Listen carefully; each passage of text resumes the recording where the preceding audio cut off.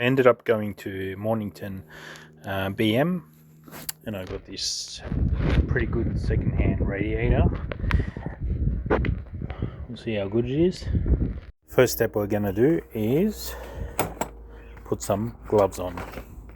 Alright, so what do we got here? Not necessary to take this off, but I want to have a look at the intercooler and see if I can clean it while I'm here. But definitely not necessary to take this off. Now always remember, if you've never taken off everything, you use your spare part as a reference. So you look for bolts. So I can see there's a bolt there and potentially a bolt there. I'm going to match that. Bolt there, that's not there. Alright, perfect. So I think these hold it in. So I don't think there should be something there, but you know what I mean.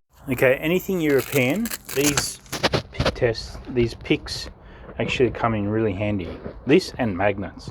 Always have magnets and these things.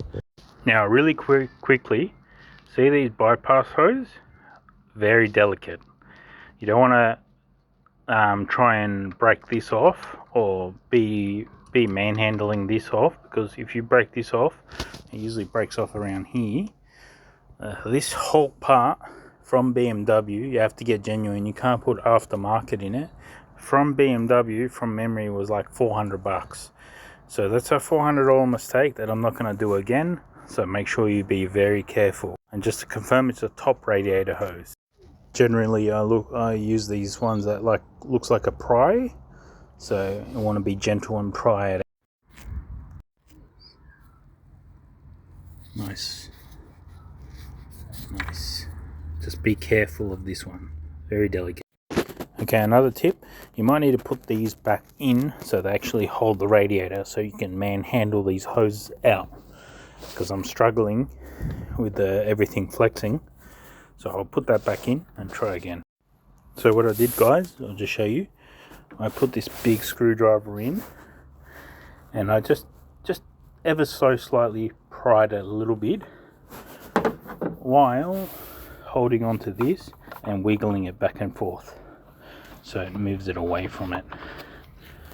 This hose is about a year old, so it's not that old, but yeah, let's get back into it. Okay, so this one's being a bit of a CUNT, so we're going to use this pry bar. See the arch in it? So we're going to try and pry it.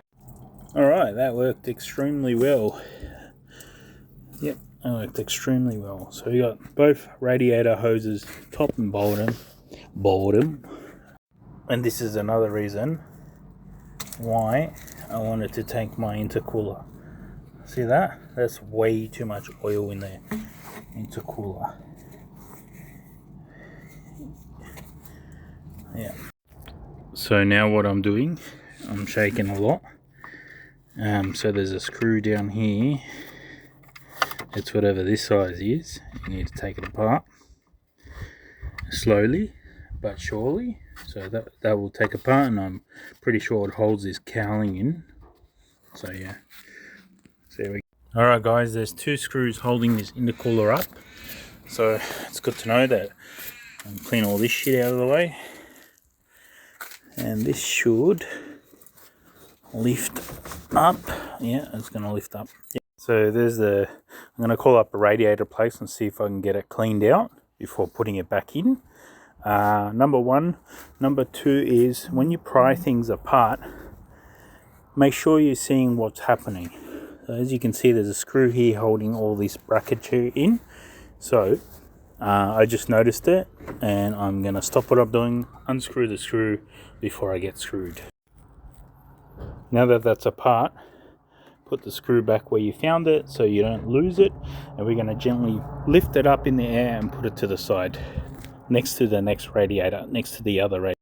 So guys, I'm going to go take this intercooler to get pressure tested, cleaned for 170 bucks. I want to get it running right and use the whole BMW potential. When I say potential, I mean no more oil. So I'll pick it up tomorrow, and that way it'll give me time to go around and clean everything up, to grease it all up and check all the seals and everything. And yeah, happy days.